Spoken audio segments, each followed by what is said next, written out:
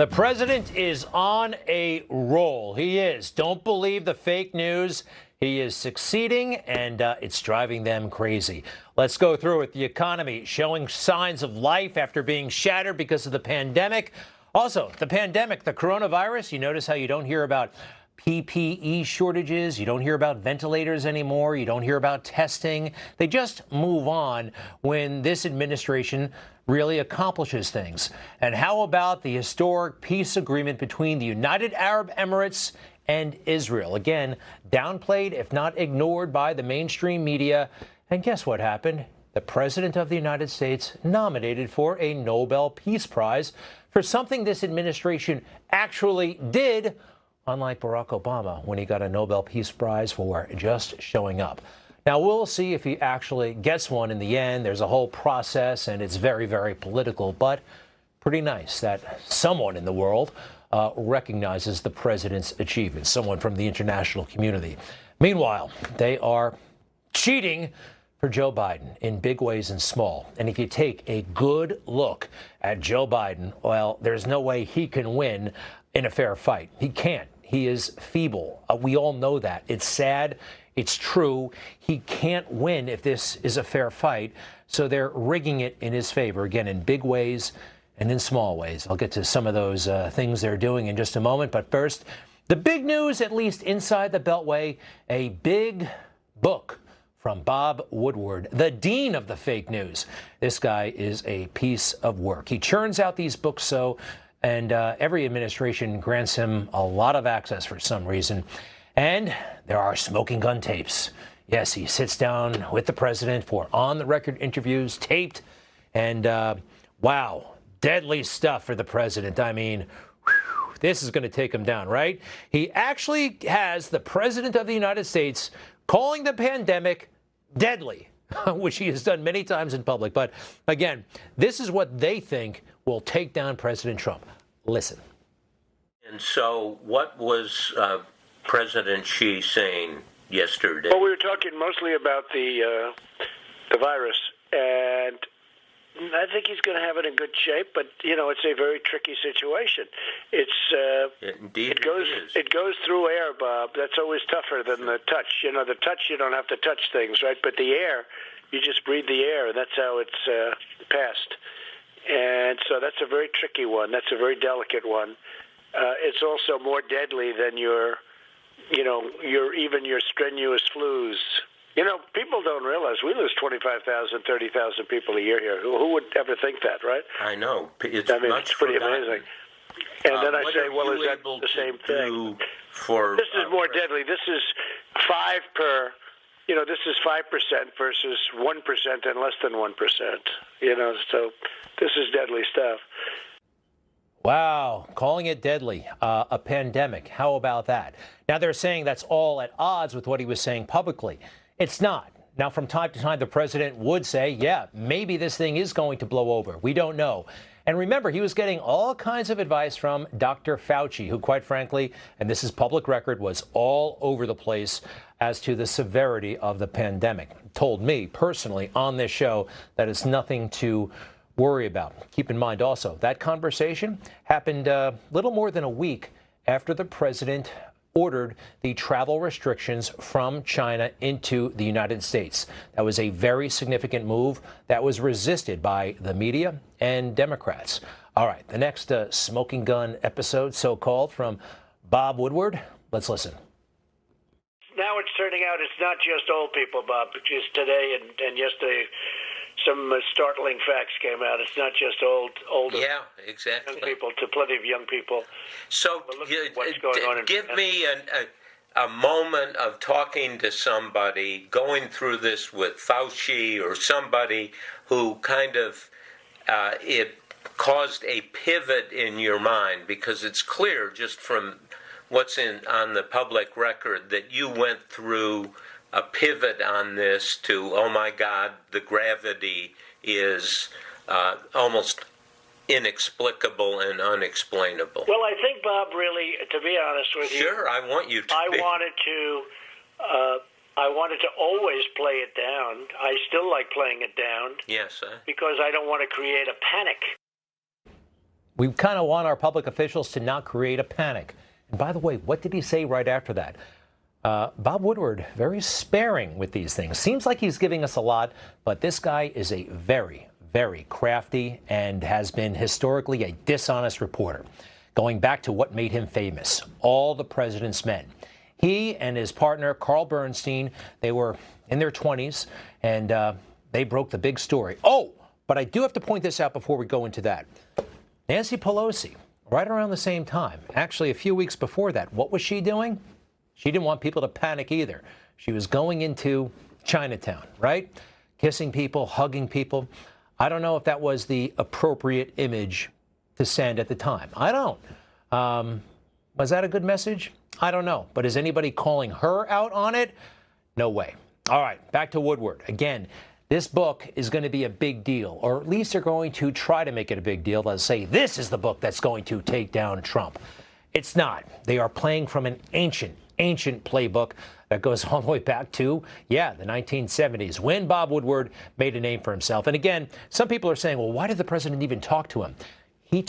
Bob Woodward talks to every president. It's fine when he talks to Obama and Bush, even the Clinton people. Yeah, he got unfettered access, and usually they wind up regretting it, and I think they might in this case as well.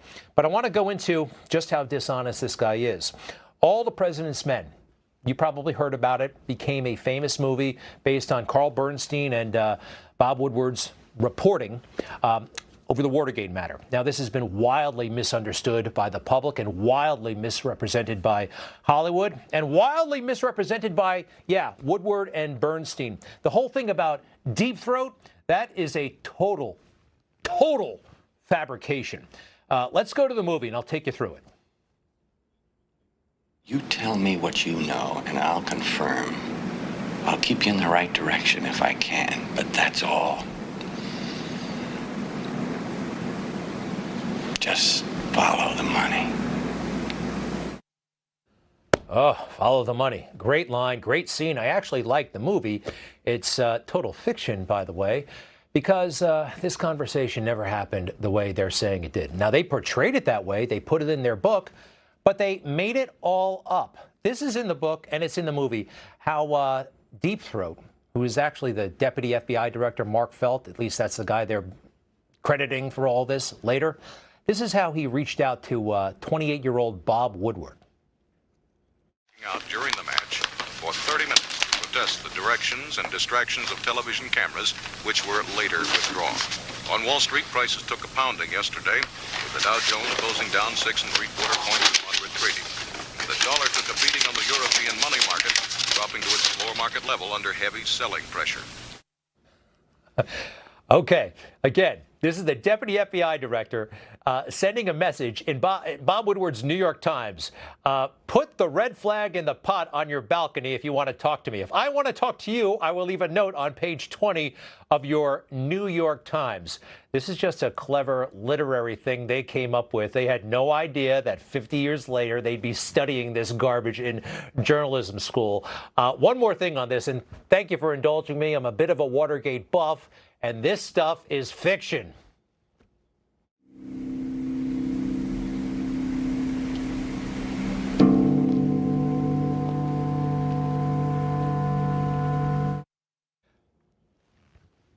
So the FBI director, deputy, is going to see that red flag and meet him in the garage. They made it up. They know it. I can prove it, by the way. I've been on that balcony myself in person. But this is the guy, Bob Woodward, the most respected man in journalism. And he's a liar. It started out that way, just like Joe Biden's campaign is based on a lie. The whole thing about Charlottesville and what the president said. And let's get into some of the small ways and big ways Joe Biden is cheating right now. You'll notice when he does fly, which isn't very often, he takes a private jet. Okay, that's customary, isn't it, for a presidential candidate? Yes and no. His jet is very small. This is actually a big deal, though. Take a look at what Hillary was flying around in back in 2016. That thing's like a 757 or something like that, okay? And guess who you can fit in a big plane like that? Reporters, a lot of them, and you have press conferences with the candidate. Now, I understand COVID, whatever, can't do it quite that way, but you know commercial airliners are still flying, And for some reason, Joe flies that jet small with nobody else. Just Dr. Jill Biden and aides, no one else. Here's something else, the way media is kind of covering up for this guy. He gets off that plane, and what does he do? He shakes the guy's hand who's waiting for him. I mean, we all know not to shake hands. Did you notice that the media did not give him a hard time? Now, back in March, when we were still figuring out social distancing and, not supposed to shake hands, the president, was shaking hands at a ceremony in the Rose Garden. It was actually about COVID, and he was shaking hands. What did the mainstream media do then? Health experts have been clear. Handshaking should be avoided. But today in the Rose Garden, it was a case of do as we say, not as we do. I was surprised to see the president shaking hands with all those people up at the Rose Garden, up on the stage over It reminds me of the time where he looked at the eclipse when you're supposed to have special glasses on because it'll burn your retina. Does that seem fair to anybody, huh? What's happening here? They're just pretending that Joe Biden is doing nothing wrong. And they're pretending that Joe Biden is a viable candidate somehow. He's not. Now, I was away for a couple of days, and I really studied the fake news, which I've been avoiding, but I watched some MSNBC. And this happened. Listen to Joe here, and then listen to what the anchor says when Joe's finished.